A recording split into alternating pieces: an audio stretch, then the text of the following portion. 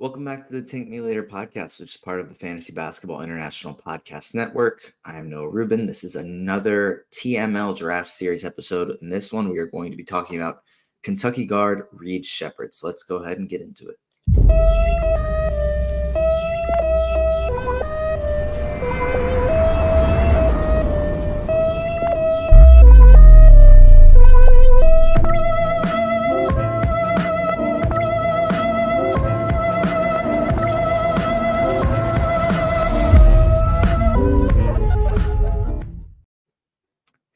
And before we talk about Reed Sheppard, I just want to remind you that support for this Fantasy Basketball International podcast is brought to you by Manscaped, who is the best in men's below-the-waist grooming. Shaving your jewels doesn't have to be risky business anymore thanks to the Lawnmower 5.0 Ultra. This trimmer is all about keeping things smooth and safe so you can trim with confidence. Treat your wrinkleberries and join the 10 million men worldwide who trust Manscaped by going to manscaped.com to get 20% off plus free shipping with code FBI. With Manscaped, it's easy grooming, no surprises. Been using this for a few weeks now. Love it. Nothing negative to say. It's been very easy to use. So not much else to say there, but trust me, this trimmer will be your crown jewel's new best buddy.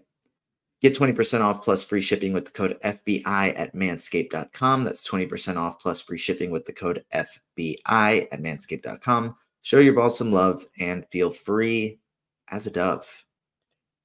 And I know I've said this before, but the 20% off does combine with deals they already have on their site. So you get a really, really good deal. And it supports us. So we'd appreciate it a ton. But as I mentioned, this is a new draft episode, part of the TML draft series. And this one, we're going to be talking about Kentucky guard Reed Sheppard. I broke it down, kind of what we're going to be doing. In the last episode, when we talked about Alex Sarr, there may be a little bit more detail in this one because I've done a little bit more scouting on college players because it's been easier to use their stats for me. But I'm going to try and figure out a way to make it the same for international prospects. But having more access to some of the advanced college stats has made that a little bit easier for me. But we'll go ahead and get into Reed Sheppard, Kentucky guard. 20 years old at the draft, 6'3", 187. He's a guard. Not going to be able to be a guy that can go down and play the three outside of in tiny lineups. But per 36 stats, 15.5 points, 5.1 rebounds, 5.6 assists, 3.1 steals, 0.9 blocks, 2.8 threes, 2.5 turnovers, 53.6% from the floor for a guard, 52.1% from three. That's ridiculous. 83.1% from the free throw line. You can pretty quickly see why advanced stats love him and why he's going to be great for fantasy. And you may see him, maybe that is why I'm a little bit higher on him, is because while I'm not trying to lean it towards fantasy, I am leaning it towards fantasy a little bit with my rankings, at least a little. But also, I think he's going to fit in really well. I think I'll do this. I'll do this next slide. He's my number 2 prospect. I think in many other drafts, he's, in that 6 to 10 range, but because of this draft, I like him a little bit more. I think he's one of the safest picks in this draft, but no ceilings. In their latest mock and big board had him going 4th and have him ranked 4th. The Athletic, when their pre-NCAA tournament mock, had him going 4th. ESPN and The Ringer have him 7th. So I am a little bit higher on Reed Sheppard than some of these other publications. But we'll talk about some of his strengths. As you can see, some of the stats, the threes are not only he's not just hitting a ton, he's hitting at a very high clip. 52.1% from three is ridiculous. Even if it is a college three, that is absurd. The defense is good. I think really it's the stats on defense. I mean, almost a block per game for a 6'3" guy is good. 3.1 steals per game is elite. The efficiency, I think what also makes him very appealing in this draft is that I think he's going to be very good off the ball. Like, he's not going to just need the ball in his hands to be a dominant player. he can fit alongside some of these lottery teams that have their ball dominant star, which we'll talk about some of those fits here in a second. But in reality, he's going to fit pretty well wherever he lands. The ideal team fit that I'm going to give, or fits that I'm going to give, are going to be what's best for him. I think that any team would be happy to have him.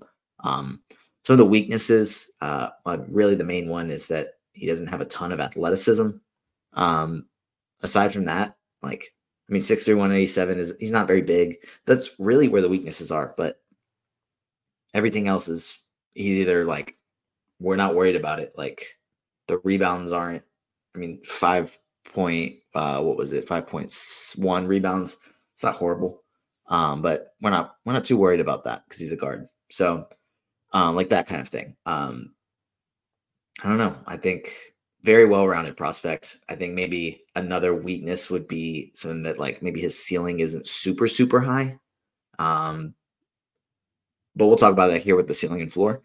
I think his ceiling is a borderline all-star. I don't think that he has that all-star upside, but I think he's a guy that's, a very, very good player, going to get a big contract one day, but he's not, okay, like, our franchise player is Reed Sheppard, or wow, they have this dynamic duo, an X player and Reed Sheppard. It's, wow, Reed Sheppard's a really, really good starter. It excels in his role and contributes to winning, and could have all defensive upside if he continues to improve in that area because the stats will be there. So it's, can he become like an elite lockdown defender along with the stats? And then I think his floor is just, he's a starting shooting guard. Maybe the floor more realistically is a very good bench player.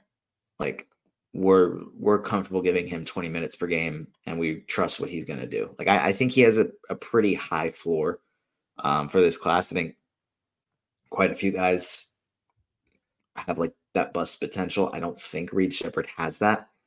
I'd say he's a very safe prospect. But obviously you're giving up a little bit of the ceiling there. But we'll see. Maybe he'll prove me wrong.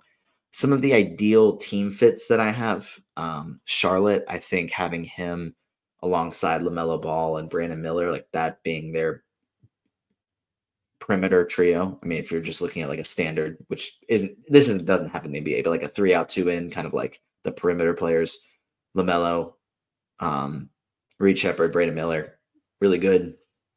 Or like, I don't know if Miles Bridges is still there. I mean, Mark Williams, like that's a really good 5 in my mind. San Antonio, I think I've seen him mocked there multiple times. And I believe, yeah, so that'll be a really good fit. Obviously they have Devin Vassell. I would say Devin Vassell, maybe Sohan are probably the only like guaranteed they're going to use them to build around Wemby. I mean, I could see like Keldon Johnson is still very good. Trey Jones very good. I don't feel like they're like locked in. I feel like this is just my opinion. Could be like totally end up being wrong about this, but the way I view it is it's Wemby, Vassell, Sohan, and then like everybody else is there right now. That could change, but I think Reed Sheppard is a guy that fills in a ton of, he just fits in well next to a guy like a Wemby. He's a guy that can hit, catch, and shoots, knock those down, play good defense, force turnovers. Doesn't need the ball in his hands a ton. So that's a guy that's going to fit in really well next to Victor Wembanyama and whoever else they add in the draft. Another one is Portland. I don't say this with the idea that Reed Sheppard would come in and start day one, but I think even though they have what you'd imagine is their backcourt of the future in Scoot Henderson and Anthony Simons, I think having a guy like Reed Sheppard that is better defensively could mix things up. That is a fairly realistic team that will pick early in this draft. That's kind of what I'm getting at. Now, obviously, there are other teams that are going to be picking a little bit later that I still think he would fit really well with. I think he'll be fine in Washington. I don't really want to see him in Detroit because they have Cade and Jaden Ivey kind of locked in, but I think Reed Sheppard would fit in really well there. again, just a guy I'm very high on, and I think that he'll fit in well wherever he goes. But I think ideally for him, San Antonio or Charlotte is probably the two best fits for both what he can do from day one and what he brings to the team. Like a nice combination there. One other thing that I wanted to add, and which I mentioned at the beginning, with easier to scout college players is, like as far as looking at the numbers, is that because like on Basketball Reference, they have all the advanced stats, the per 100 possession stats.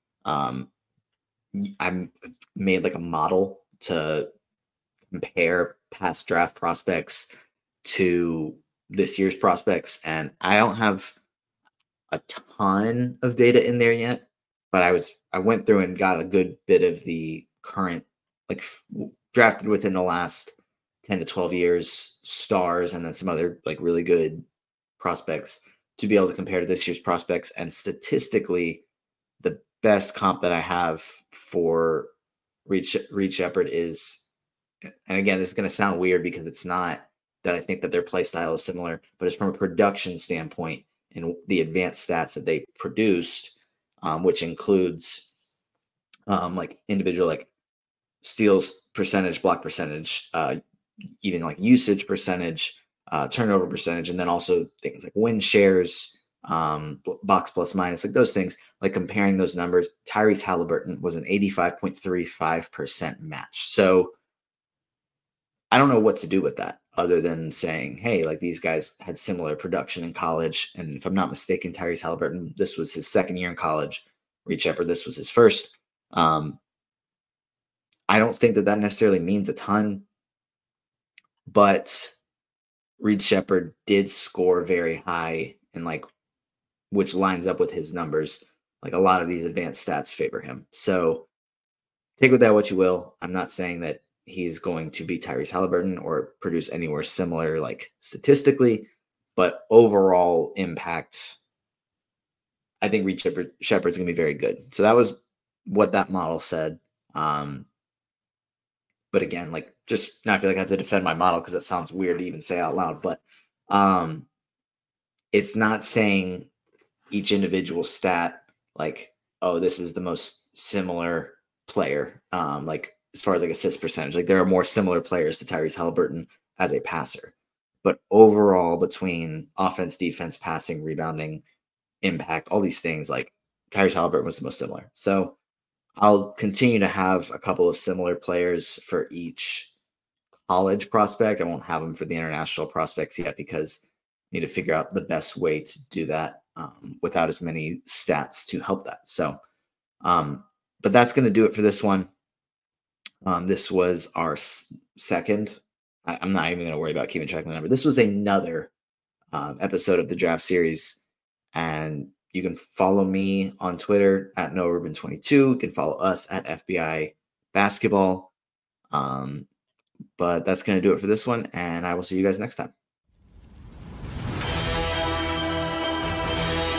You just listened to another episode from the Fantasy Basketball International Podcast Network. Thanks for joining us. And for more information about joining our community, please check out our website at fbibasketball.com.